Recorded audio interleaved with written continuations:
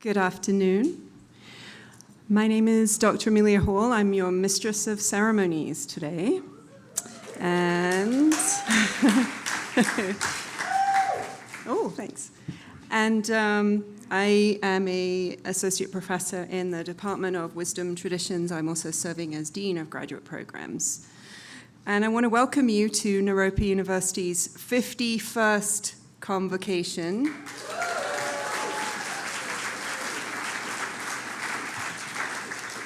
Glasses on. Hi to everyone online. Thank you for joining us. To our returning students, staff, and faculty, welcome back. To our new students, welcome to a place unlike any other.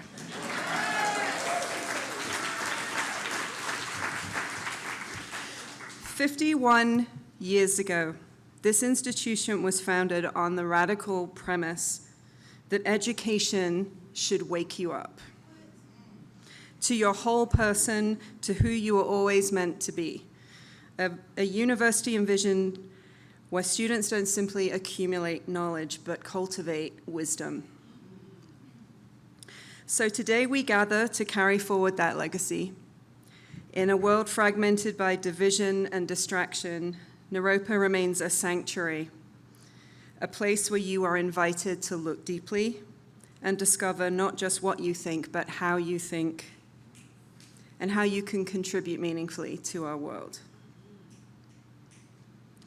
This year, you will engage with faculty who are both scholars and practitioners in their respective fields, and they embody the integration of contemplative practice and academic excellence. You'll explore disciplines ranging from psychology, environmental studies, spirituality, writing, all through the lens of awareness and compassionate engagement. But also, and most importantly, you'll discover that education here is not something that happens to you, it's something you actively participate in creating. And you'll develop the capacity for what we call genuine presence. The ability to be fully here, fully engaged, and fully alive to the wisdom that wants to emerge. So as we begin this 51st year together, I invite you to embrace the unknown. The journey begins now. Welcome to Naropa, and welcome to your awakening. So let's bow.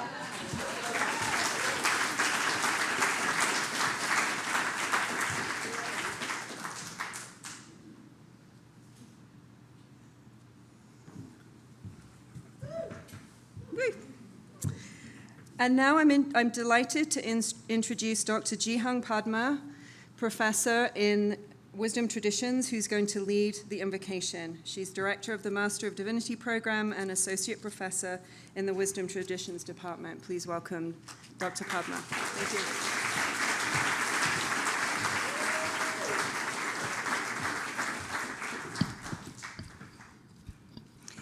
So, hello, and welcome to this new year. It's exciting, a time of new beginnings, and in this time, I want to first give our land and labor acknowledgements. So we acknowledge the First Nation peoples, Arapaho, Ute, Cheyenne, Lakota, Kiowa, Pawnee, Shoshone, Apache, Pueblo nations that have historical ties to the land of Colorado and continue to dwell here. This land serves as ancestral home, gathering place, site of healing for many indigenous peoples, and will continue to do so for generations to come. We thank the ancestors of this place. Thank you for helping us work to get our cultural house in order and remember our relatedness. We commit to maintaining a just and regenerative relationship to the land, the water, and to your indigenous people. We respectfully acknowledge the enduring impact of colonization on labor systems. This economy was built on the exploitation of indigenous people, enslaved Africans, and other forced or coerced labor. May we continue together to do the difficult work of dismantling settler colonialism and systemic inequity. We aspire to reparative relationships with the global majority, amplifying underrepresented voices to bring forth healing for our communities and this sacred earth. We take responsibility for our relationships. May our shared lives and learning be an instrument of justice and peace. We give acknowledgement to the ancestral lands and the ones who speak through this land, mountain spirits, elemental energies of fire, water, air, earth, nature, and mineral, to the holy mystery and all other unseen powers, Buddhas, Bodhisattvas, wise and helpful ancestors, may they serve as companions in our study, may they bless and protect. So, as they bless us, they remind us that we are unified in our diversity. As Vandana Shiva has said, the forest has been my teacher in peace and diversity and democracy, diverse life forms, small and large, moving and immobile, above ground and below, with feet, wings, or leaves, find their place in the forest. The forest teaches us that in diversity lie the conditions of peace, the realization of democracy. As a source of life, nature was venerated as sacred, and human evolution was measured in terms of our capacity to merge with her rhythms and patterns intellectually, emotionally, and spiritually. So I'm going to invite us to do that, actually, because we're contemplative and experiential learners, right? So please, if we could just stand up where we are, we're going to embody this. And maybe this is the most radical thing we can do, because they say to conspire means to breathe together. So when we see the groves of aspen, which are so beautiful here, they appear separate, but they're actually one connected at the root. We recognize that presence and beauty because we are also that. And this exercise is an expression of our deep connection with the earth and with each other.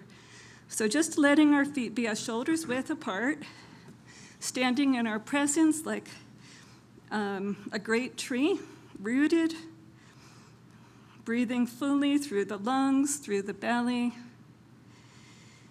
through the soles of the feet. Just feeling our roots go deep down into the earth, and through that, feeling ourselves nourished by our Mother, the Earth, our friends, our families, our communities, the natural world, everything that grounds and nourishes us at our root.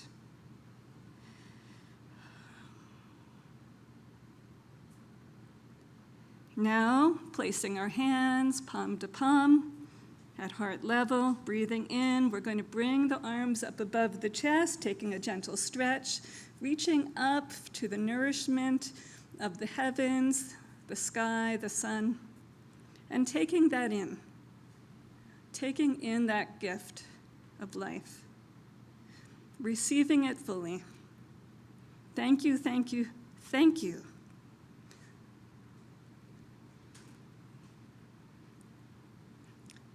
So now bringing the hands down, making a big circle, coming up to our heart, letting the energies of heaven and earth merge within our heart. Letting that bring radiance to us, that radiance which we are. Just as a forest brings forth the renewal of life and sight and sound and smell, so may our Naropa ecosystem, which is present in its glory, nourished by unity and diversity, experience its innate flourishing. As the plants in the forest provide nutrients for each other, may we befriend each other towards mutual growth. May the rain of wisdom nourish the seeds of compassion. And may the blessings bestowed here enable us to serve the world in joy. Thank you.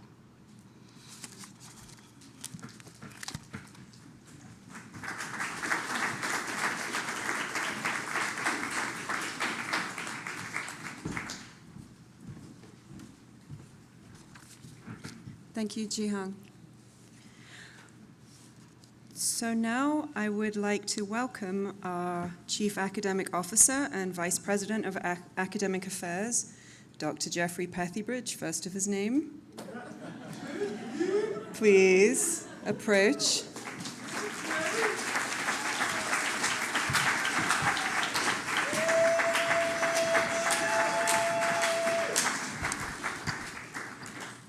I don't know if everybody got that illusion, but first of his name does not usually bode well. There's usually a brutal form of death, just a few episodes away. So fingers crossed. We have a different. Thank you, Amelia. Before I read the things that I've prepared to read, something Ji Hang said reminded me of a beautiful verse of poetry that I'm going to share. And it comes from that Latin word of breathing, conspiracy, inspiration. It's the suspiration. That's the word for breathing. And there's this moment from one of my teachers, the late British poet Geoffrey Hill, his poem, The Triumph of Love, where he quotes a Latin epic, Ad te suspirimos gementes flentes, which being interpreted commits us to loving desperately, yet not with despair. Loving desperately, even in desperation, but not with despair. And we are going to have some real narrow gates of experience that we will have to pass through as a community in the coming years. And we'll need to land on particular inflections of a desperate form of love that never gives in to despair, even as it's pressed to the limits of desperation. Bring me to church, Mama said. So, hello, bienvenidos. This will be a day of multiple welcomes. This is, of course, the most beautiful 51st year of Naropa, an educational project, cultural institute, and experiment. 51 years on this earth and in this economy, as the vernacular has it. Long live the experiments of poets and exiles, dancers, seekers, healers, researchers, musicians, artists, players, teachers, students, and people yet to be named.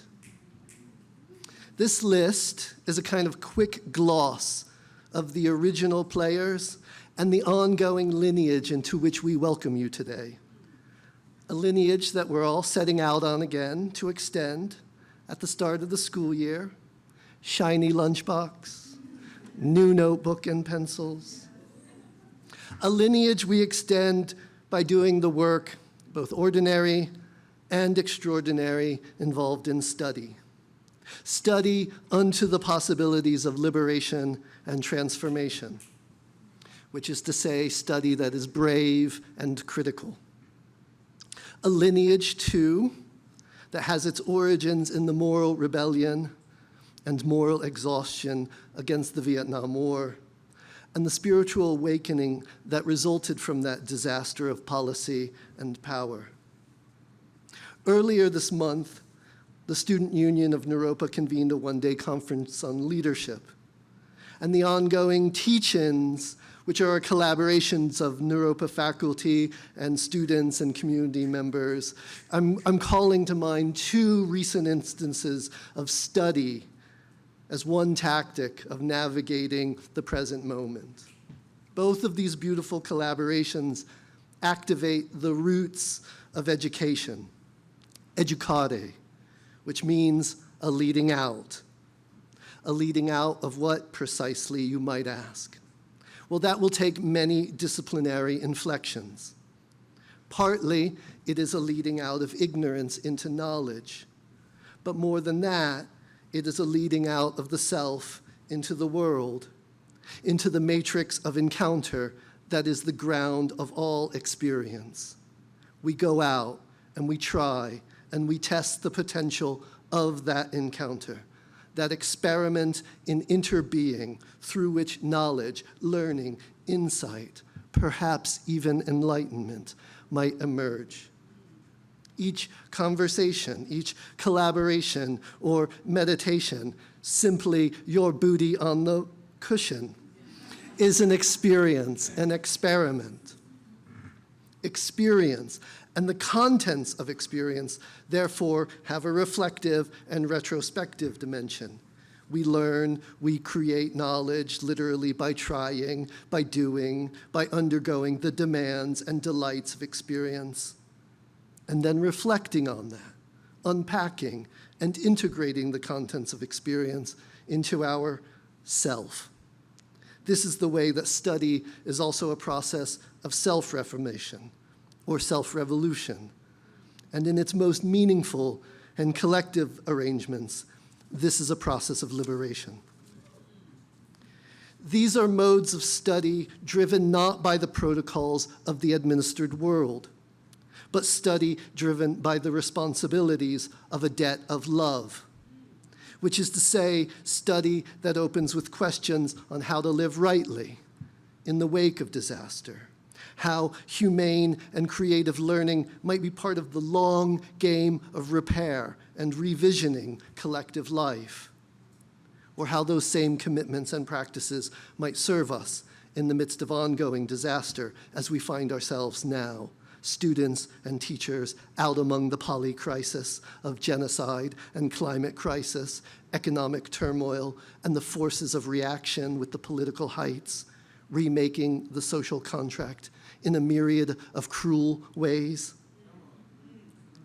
In thinking about what to say today, I found myself listening to an archived talk of Bill McKeever, one of the founders of this university, who passed away earlier this year, and that Chuck, when he sent around the memorial note, included this archival recording from 1977, in which Bill says the explicit purpose of Naropa Institute is to use whatever means necessary to wake people up.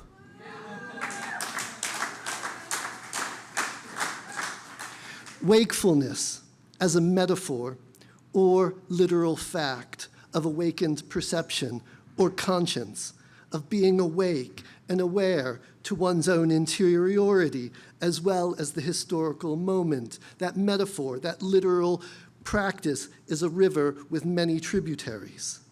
Certainly, there's a Buddhist lineage leading to that river. And there's one from the vision and vernacular of Black liberation thought. As the great Erykah Badu sings in her ode to master teachers, I stay woke. And there's also a weirder, more obscure, but very dear to my life version of that tributary to wakefulness, which is to say, the ambition of wakefulness within the long century of experimental writing and poetry, and art more generally. Strangeness, tactics of defamiliarization, the overturning of conventional modes of representation and narrative are all features of that lineage of modernist and avant-garde art. And often, there's a utopian hope motivating these works of art, that they, in their strangeness and unprecedented appearances, might be a means of waking people up from the slumber that convention and the forces of capital have imposed upon them. Sometimes this slumber is brutally enforced. One works so hard and so long that awakened perception, which itself requires energy, even as it gives it, and vigilance, is impossible to muster. Other times, the slumber is insidious, slipping pleasurably or easefully or invisibly between oneself and one's own experience. Brecht called what he was after in epic theater the alienation effect, since the hope was that by showing or embodying the corrupt cruelties at work in the status quo, a play might alienate one from the very society defined by that corrupt and cruel status quo. And the epiphany at scale, as the economists might say, or at the level of class consciousness, might lead to revolution.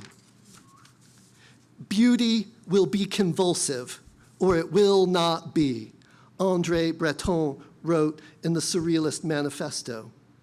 The Surrealists, like Brecht, also intended total revolution. That by obliterating the difference between life practice and art practice, by unleashing the anarchic powers of the unconscious, bourgeois society might throw off the slumber of mere and meager social convention, which, while it is characterized by a range of experiences and lifeways, is nonetheless predicated upon exploitation and the immiseration of many. Of course they failed, and bourgeois society barreled along, and many of the tactics of surrealism itself were subsumed by the protocols of capitalism, particularly in the fields of advertising and marketing. But they totally did expand the nature of art practice through their failure. Naropa, this room, in fact, is a kind of power site or hallowed ground in the history of experimental literature, with the 50 years and ongoing activity of the Summer Writing Program and the Jack Kerouac School of Disembodied Poetics. As well as being uniquely situated at this intersection of wakefulness as a key pedagogical goal, just as it was in 1977 when Bill McKeever said the purpose of Naropa was to wake people up by any means necessary. And he intended that illusion. By any means necessary, he intended that illusion. And what's really great in the archival talk is Allen Ginsberg like, yo, I catch that illusion, what are you trying to say here? Like, it was a breakfast meeting, y'all. So one of the things I'm inviting you into is a lineage where people get down.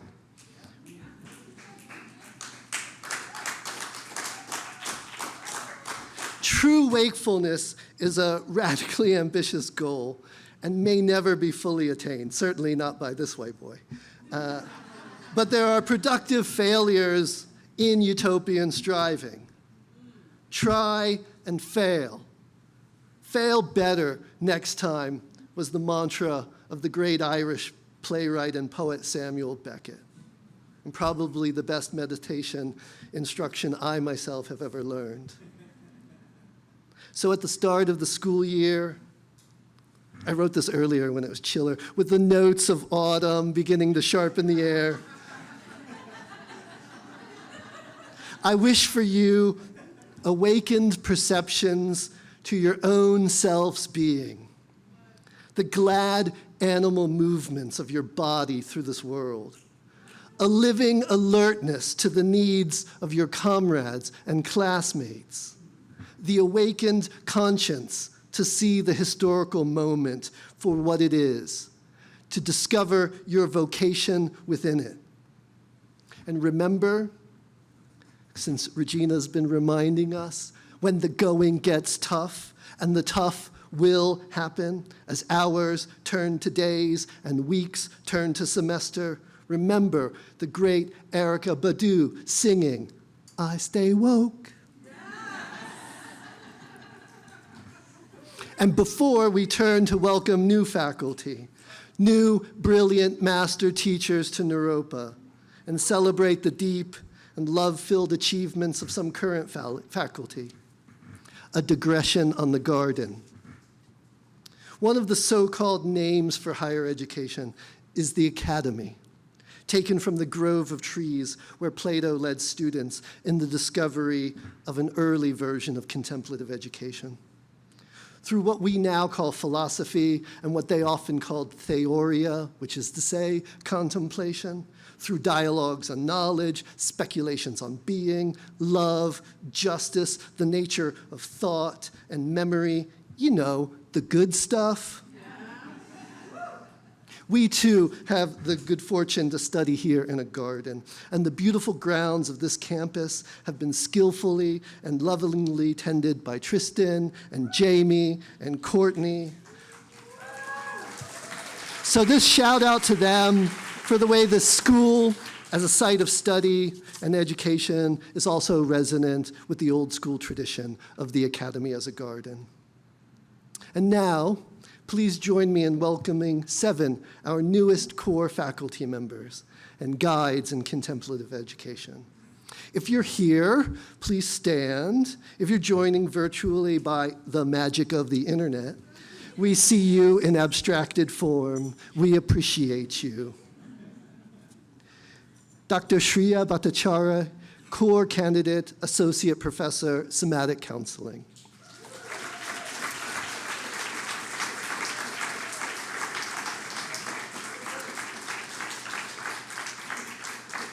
Ashley Bensel, core candidate, assistant professor, mindfulness-based transpersonal counseling.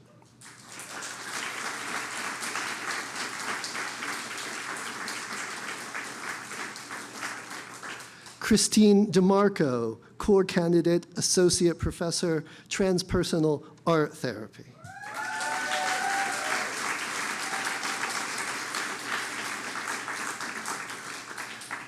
Micah Graves, core candidate, assistant professor, nature-based transpersonal.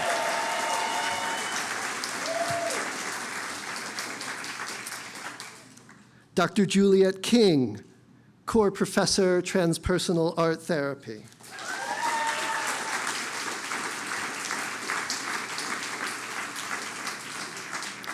Nathaniel Miles Yepes, core candidate, assistant professor, religious studies. Dr. Monica Mueller, core candidate, associate professor, eco-psychology, environmental studies, and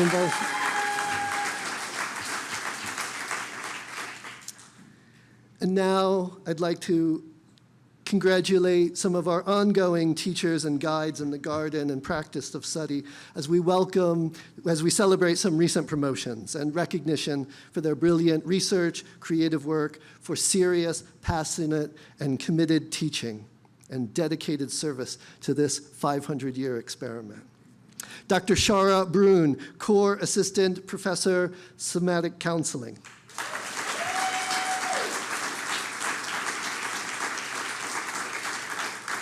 Carla Burns, core assistant professor, psychology.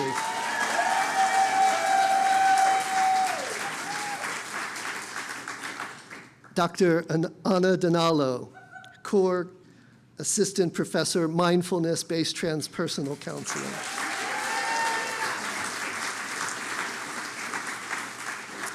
Dr. Cynthia Drake, core candidate, associate professor, interdisciplinary studies.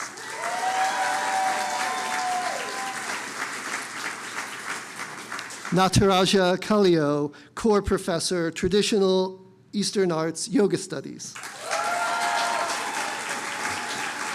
In the back, Marquita Maxwell, core assistant professor, mindfulness-based transpersonal counseling.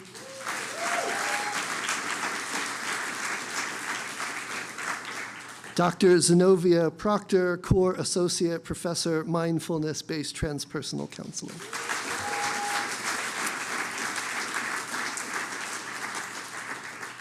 And because his name begins with a W, Dr. Ben Williams, core associate professor, religious studies, yoga. Thank you all. Deep bows of gratitude to all these wonderful teachers and researchers.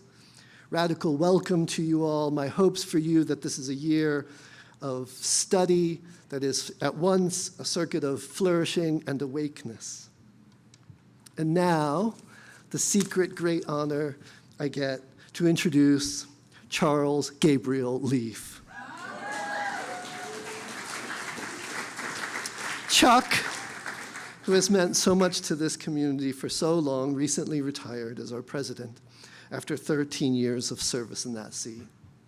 And truly a lifetime of commitment to Naropa, a commitment that's ongoing.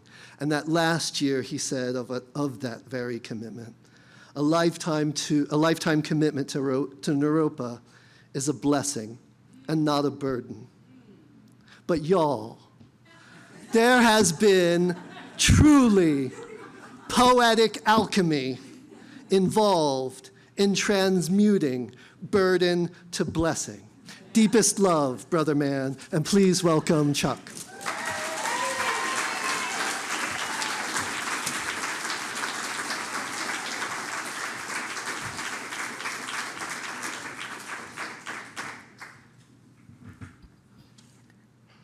So I can't tell you how much I am enjoying being the opening act for the headliner. And so I'm going to just say a few things and then let Paul step up. From the very beginning, when Trungpa Rinpoche had this notion in the 1970s that there could be room in the West for an institution like Naropa, and planted the seed. What we didn't know is after he planted the seed that his absolute intention was to then get out of the way and leave it to everybody else to make it work. So where in 1973, as we were planning, and in 1974 when we opened the doors, the expectation was that we'd show up at the CEO's door and ask questions and get direction, we got basically one answer, and everybody got some version of it. It's up to you. And so we quickly realized at that point that this 500-year experiment, which we did not treat lightly, we thought of it as a serious commitment, was something that was going to be the responsibility of this diffuse group of people, many of whom were just getting to meet each other for the first times, who came to Naropa from a variety of streams of academic and artistic expression, but gathered here for a reason that they really weren't even sure in 1974. Let's be honest, nobody really knew why they were here. Maybe it's because Boulder was kind of cool, but that's not enough, I don't think. Since that time, Naropa has thrived, has survived, and is poised for the future because Naropa is an institution which has taken risks. Risks start in the classroom. The faculty and the students of Naropa are risk takers. It is not casual that the final exam in those classrooms is called the Warriors exam, that we are completely focused on the fact that there is no conventional way in which Naropa is going to meet its next 450-year experiment, and that's going to happen because we're open to the kind of freshness of thought, willingness to take chances that has really been the hallmark of this institution, surrounded by a staff of leaders that are extraordinary, that have supported the faculty and the student journey in ways that is just almost indescribable. I would say, fast forwarding to earlier this year, that risk manifested because we did a search for a president. We knew pretty well that the president was not going to be somebody that was here in 1974, so there's not like a chair lift or anything here for people, and that it was going to be somebody new. Paul accepted an invitation to this dance, and from the very beginning, and so did a lot of other very qualified people. But from the very beginning, as we got to know Paul more and more, we realized that he manifested what so many faculty and administrators at Naropa have manifested, which is quickly became one of us. There's no difference between Paul coming from wherever there was and coming to Naropa. It was immediately integrated together. The marriage happened from day one. And so I will say I've had the joy in the last few months of being able to work with Paul a lot, and I'm just down the hall for the moment, being available as needed. But what's happened since August 1st, when Paul began as president, is really nothing short of remarkable. We are an institution that is at risk, as is every small college in the country. There is no question about that. And so our ability to thrive into a future is going to be how much more we're prepared to lean into both intelligent strategy and unknown risk-taking. And my sense is, in working with Paul, even in these few weeks, that he's bringing both of those threads together here in a really beautiful way, working with the best leadership group that I think we've ever had at Naropa who are supporting it. So I'm happy to introduce Dr. Paul Burkhart, who is our new president, to offer some remarks. This convocation is, I think, it's a very sacred moment in the university. Beginning of the year, we have lots of other sacred moments. This ritual is especially important for us, and the fact that you're all bearing witness to it is really important. And having Paul, only 2 weeks in, be able to start by planting his Naropa seed is something which we're really fortunate to be experiencing. So please.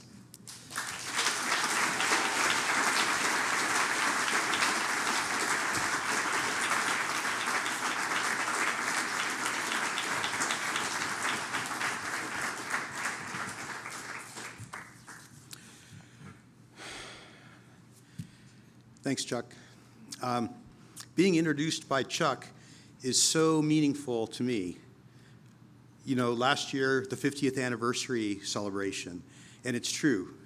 Chuck served for 13 years as president and served well. But more than that, he and his partner, Judy, have been here since the very founding, as he remarked. I could not imagine bigger shoes to try to fill. And please join me in recognizing the contributions of both Chuck and Judy for these past 50-some years.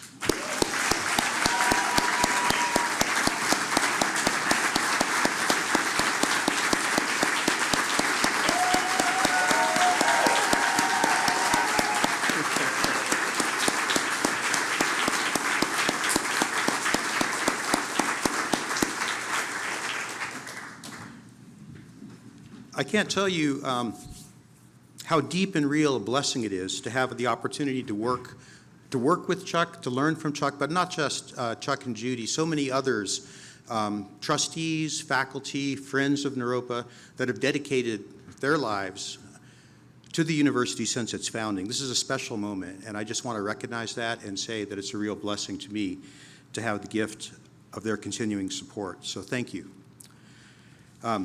Students, staff, faculty, trustees of Naropa, good morning. It's both an honor and a humbling responsibility to stand here with you today. Convocation is a special ceremony. It's a moment of possibility, a moment to pause, to breathe together, to recognize the incredible community that we're building. To everyone who's in this room and to all of you watching from Zoom, I'm grateful for your time and your dedication, your commitment to join here now. Now we mark the beginning of a new academic year. As you all know, I'm a newcomer to Naropa. My partner Zoe and I, we moved to Boulder this summer. For the prior 3 years, we were at the University of Olivet in Michigan. We chose Olivet because of its strong social justice work. Since its founding in 1844, Olivet was one of the first institutions to admit students regardless of gender or race or ability to pay, and its values still guide its practice today. For 17 years before that, I was at Prescott College as the chief academic officer in Prescott, Arizona.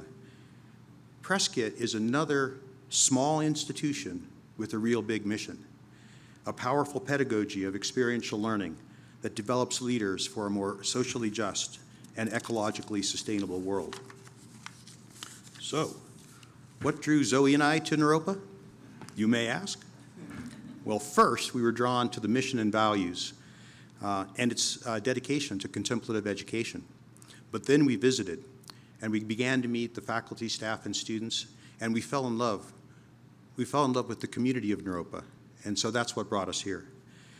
I'm going to quote a bit from Naropa's value statement and the mission statement to let you know what brought us here. Here it goes. Naropa envisions an interconnected global community that embodies an everlasting commitment to personal actions, interpersonal relations, and vocations that promote individual, social, and ecological liberation and well-being. I like it. At Naropa, we commit to create a more just and regenerative world by nurturing student insight and awareness, courage and compassion. Now, this is no typical mission statement in higher education, right? It's the best I know of in all of higher education, right? Naropa also articulates 7 values. I'm not going to read them all. I'm going to pick 3 that I really love. To build a culture of belonging and to challenge systems of oppression that undermine human dignity and life, right? To awaken and renew ecological interconnection and to commit to regenerative practices, choices, and leadership. And to cultivate capacity for authentic and trusting relationships and to practice radical compassion. This is beautiful stuff, right? It's really moving, it's powerful. One of the other things that attracted us most strongly is Naropa's commitment to contemplative education. Contemplative education, I'm beginning to learn from the faculty, attends not only to the mind, a sort of conceptual learning, and the hands, a sort of experiential learning, but it also integrates the heart, the emotions, and the spirit, contemplative learning. Naropa's motto calls us, right, to transform ourselves, to transform the world. Such transformation requires real bravery and courage. And as I have begun to learn more about contemplative education and practice, I've come to understand that here, bravery means an absence or a lack of deceit, a sort of radical honesty with oneself and with others. Cultivating this kind of bravery requires building a community based in trust. Contemplative education means nurturing the capacity to hold space for discomfort, to be able to listen, to feel, and to learn honestly and with compassion for yourself and with others. To become open to learning about the very uncomfortable and objectively violent systems of power and oppression that we must work together to change now. Naropa's contemplative and transformative approach to education is rare, and it's powerful, and it's exactly what the world needs more of right now. So I thank all of our students, all of our staff, faculty, and our trustees for coming together to make real the mission and values of Naropa. And today, with this convocation, we welcome our newest class. Who are our new students, you may wonder? Of our 267 new students, 78 are undergraduate and 189 are graduate. 55% are in residence and 45% are online or low residency. The largest program is mindfulness-based transpersonal counseling, which accounts for 28% of incoming students.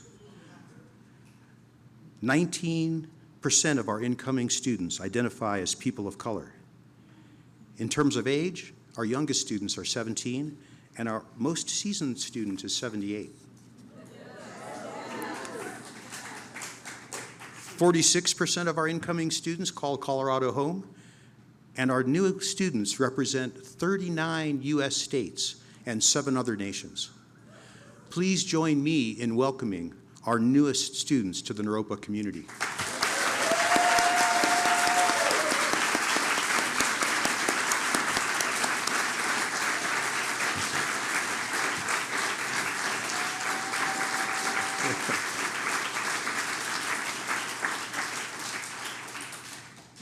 That's it. To our students, you are the heart and the spirit of our university. Whether you are beginning your journey now or returning for another semester, know that you are held in a community that believes in you, all of you. Your curiosity, your creativity, your courage to ask us the hard questions, all of these will not only shape your own education, but will also shape how our community continues to grow together. Lean into the discomfort that growth sometimes requires, and trust that you are surrounded by people who will walk alongside you and support you in your journey. To our faculty and staff, you are the hands, the mind, the soul of Naropa. Thank you for the depth of care, wisdom, and commitment you bring to your work every day, the learning environments you curate, the compassionate support you provide, the countless acts of kindness you offer each day. These are what make Naropa the extraordinary community we all love. I'm grateful to join you, and I'm eager to learn from your experience and your vision. I begin my tenure here at Naropa with hope and optimism, and also with a sense of urgency. As the federal landscape continues to shift at record speed, higher education needs to keep pace. So, this means that this year will be one where community and communication and transparency and trust are more important than ever. Together, we will plan Naropa's strategy to address the challenges facing higher education and our world. We will build new relationships, and we will develop partnerships in solidarity with new allies who share our values. We will mobilize our community around mission-appropriate opportunities for growth and positive transformation. As your leader, I promise to you to try to lead with bravery, that is, an absence of deceit, with transparency, and with compassion, and with kindness. What might that look like? I will listen to you. I will learn from you. I will try to be brave enough to recognize that I don't have all the answers, and that we all need each other to weather the storms that will come and that are upon us now, to create opportunities together from the challenges we face. I will strive to be trustworthy, and most of all, I will trust us. As we do this community building and planning work together, there will be many opportunities for students, staff, faculty to come together to engage and envision together the possible futures of Naropa. This important work will require a willingness to think bravely and dream big. So now I invite us to set our intentions together, our aspirations together. Take a moment and reflect on your intentions for yourself and for the Naropa community this coming year.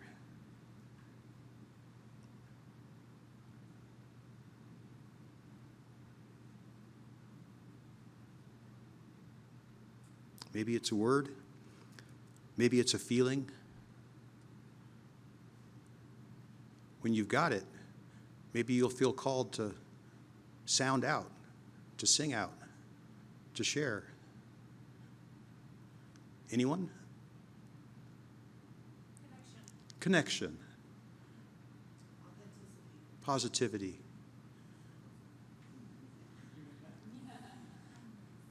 Kindness, I think I heard.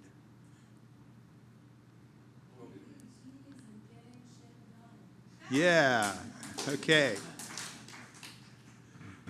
Hold those. Here are my words and feelings for you. May we be brave and courageous in our learning and in our practice. May we be wise and timely in our planning and our action. May we be compassionate and kind with one another and ask for honest feedback and accountability. May we remain steady and support one another, even when the world feels uncertain and even threatening. May we really know and truly feel the love and the power of the Naropa community. And through our creativity and through our solidarity, may we transform the crises facing our world into gateways towards a more beautiful, just, and regenerative future. I'm deeply honored to continue this journey with all of you.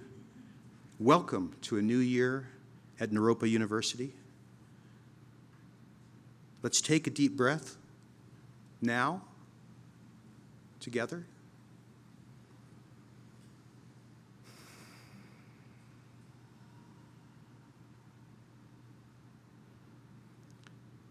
And let's begin anew. Thank you.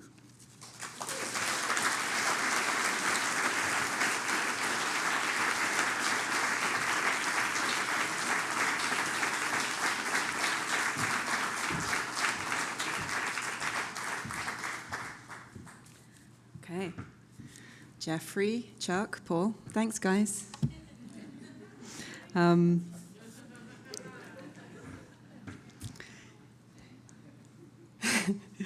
Chuck, just deep appreciation for everything you've done for our university, for all of us. Thank you. And Paul, thank you for taking this on. So now I'm going to introduce a Convocation tradition, the spontaneous poem. And to lead that and explain what that means, I'm going to welcome Andrew Schelling, swashbuckling professor of the Jack Kerouac School of Disembodied Poetics. And come on, Schelling, let's see. There you are.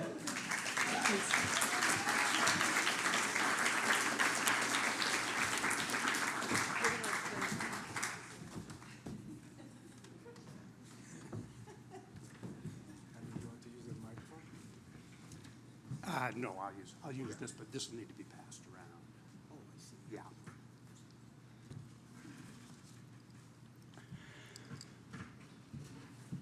Amelia, Ji-Hung, Jeffrey, Chuck, Paul, nice to share a stage with all of you. I was thinking when Jeffrey was talking that, waking up, being woke, it's not for you. It's not for me, it's for all of us, right? It's in the cinder blocks of this building, it's in the vocables of our speech.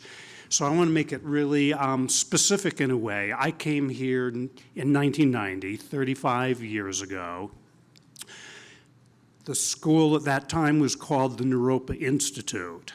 I took my first paycheck down to World Savings, which was out there on Canyon Boulevard, and when I went up to the teller looked at my check and said, what's Naropa Institute? A mental institute? And that woke me up, and it's like a koan, I've been working that one for 35 years.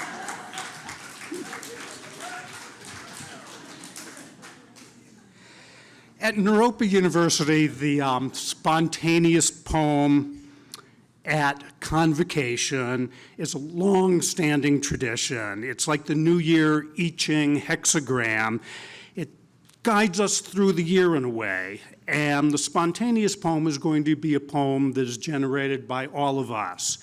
Before we begin, I want to give one more insight into the specialness of this university. Welcome to Naropa time. We're running about 15 minutes behind time.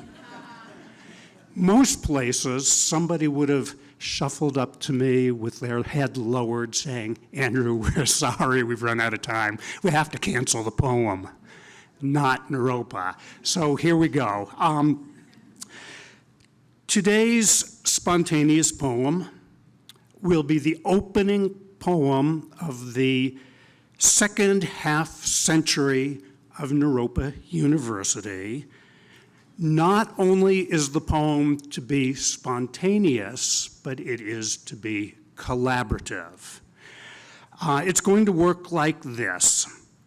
The poem will give itself over to chance, accident, whimsy, and the precise moment, which is now, which is also eternity. Remember, eternity is not a long time. It's not a short time. Eternity is in the glint of sunlight you could see in the Lasang smoke filtering through the leaves of the sycamore tree out on the green.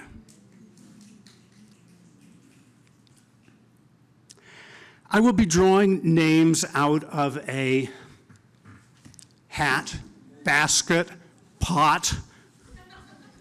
I think it's a basket. It's quite beautiful, which will be proffered me by Sean. The first name that I draw out, you will be responsible for the opening line of our poem. This is, in a way, the gateway into the new year, the new half century. So take it seriously, but not too seriously. I'll ask you to please, when your name is called, stand up, gather your thoughts in front of you, wait until a microphone is brought to you, and don't feel pressured or rushed, but be spontaneous. If you have brought in a line hoping your name will be called, do not use it. We have ways of finding you out. You know the story of one of the early beats associated with this, this program here, who stood for spontaneous bop prosody, and a friend of his went over to his place one time and saw him at the writing desk and said, "Gregory, what are you doing? You're revising a poem. I thought you stood for spontaneous bop prosody." And Gregory said, "These are spontaneous revisions."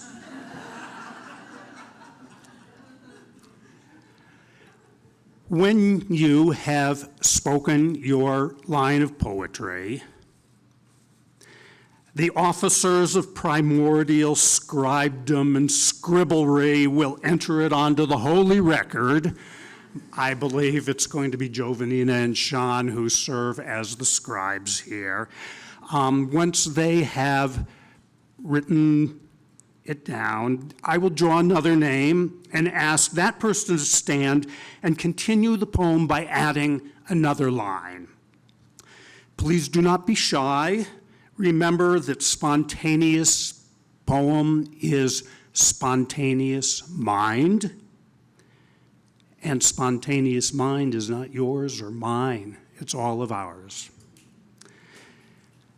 Before I draw the first name, I'd like to ask you to consider how good poetry is in love with detail. It wraps itself around things we see, hear, touch, smell, and taste, be it the green, cool, contemplative shade of the sycamores out on the green, or the poetics of cutthroat trout in Boulder Creek. This tradition began many generations ago. It includes Naropa, the 11th century Buddhist seeker. It includes remarkable litany of names of poets who have stood in this room year after year: Diane DePrima, Paula Gunn Allen, Leslie Scalapino, C.A. Conrad, Tango Eisen Martin, Sherwin Bitsui, Ann Waldman. Now the stream of poetry flows down the stream and through all those great poets, and it includes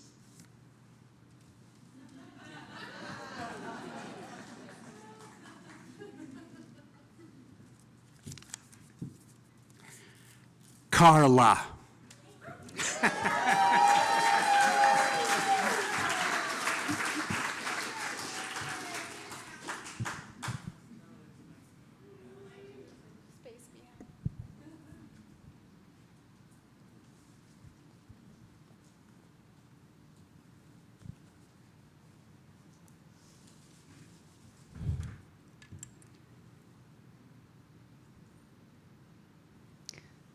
Why does my heart cry today?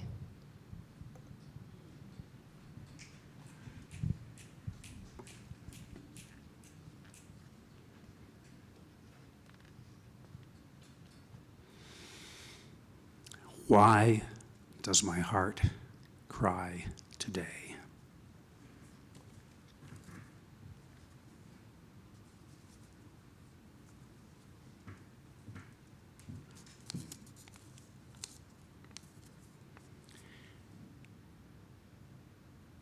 Grace Williams.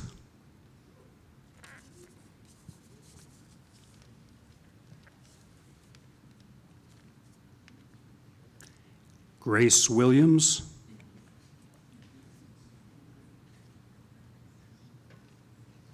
Okay, somebody else then.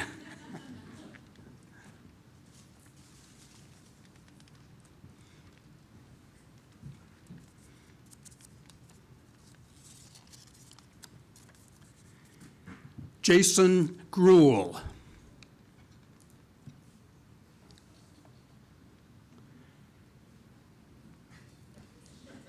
My goodness, have we scared this many people away?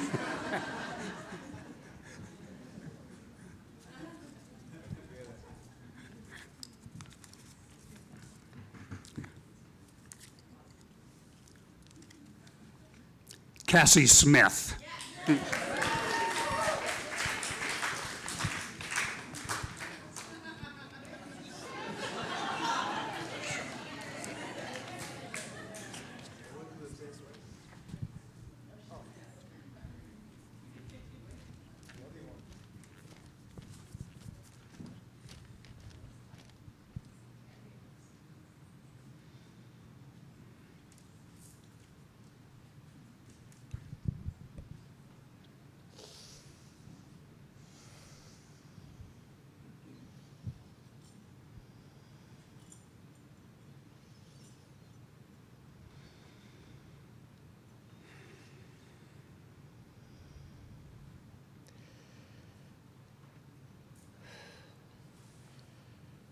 frantic energy moving upward.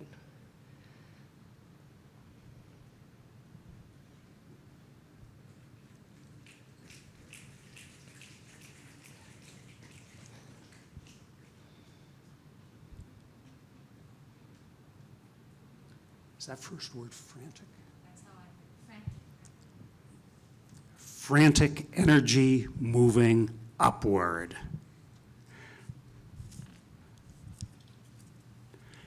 Line 3, we're going to select from our Zoom visitors.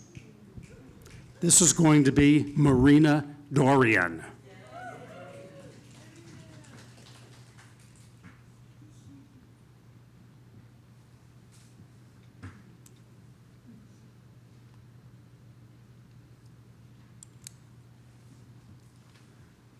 Looking out the window to the vast blue sky.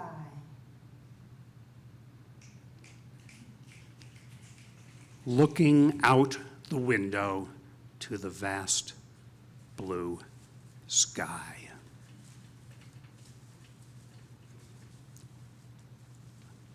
Line 4.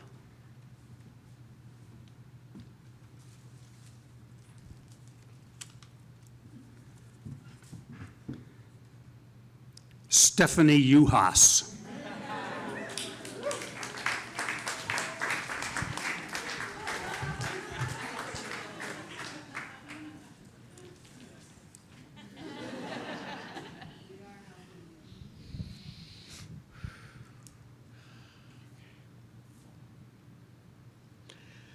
Mystical moments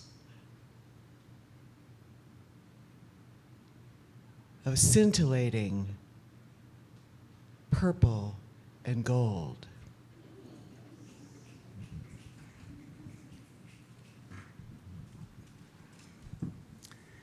Mystical moments,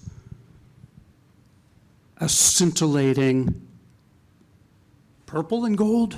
No, the Naropa colors. Okay. Line 5.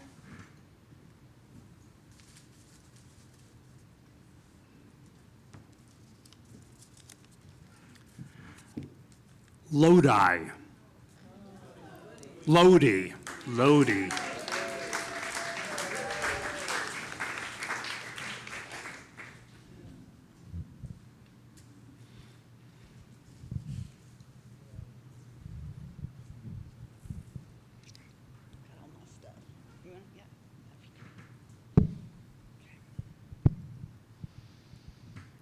Can you read it so far?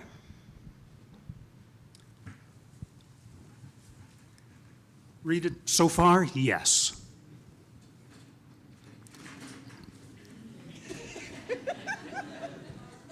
Thank you, scribe. Why does my heart cry today? Frantic energy moving upward, looking out the window to the vast blue sky, mystical moments of scintillating purple and gold. We are so lucky to be here right now.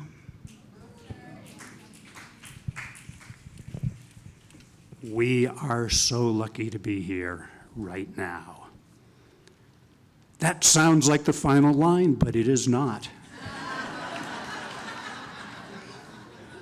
We have one more. Gird yourself.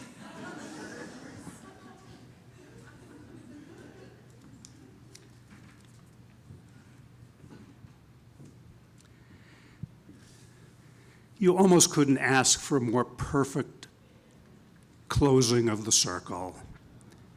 Ji Hyang.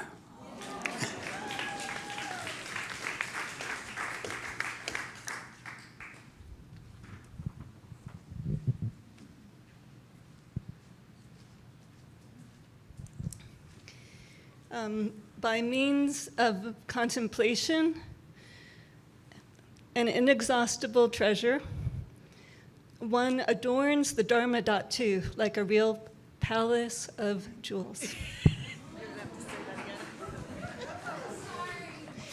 Okay.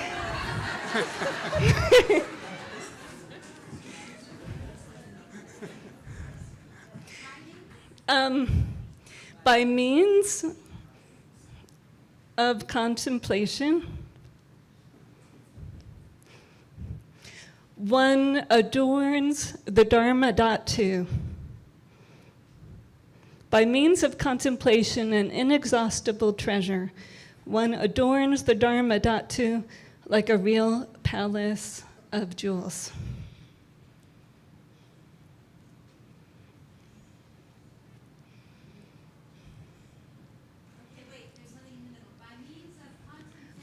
An inexhaustible treasure.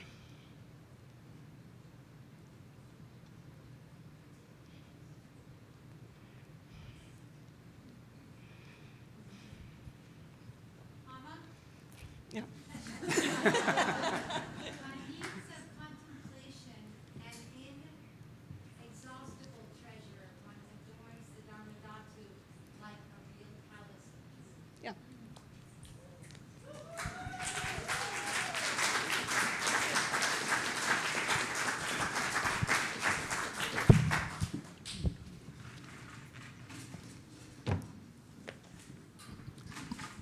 Our poem.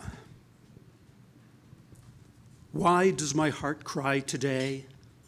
Frantic energy moving upward, looking out the window to the vast blue sky, mystical moments of scintillating purple and gold. We are so lucky to be here right now by means of contemplation and inexhaustible treasure.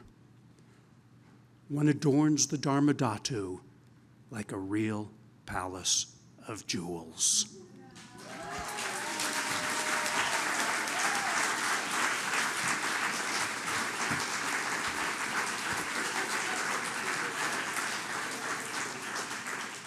You know it's a real poem because in 500 years, there's going to have to be footnotes in order to read it. Thank you, everybody.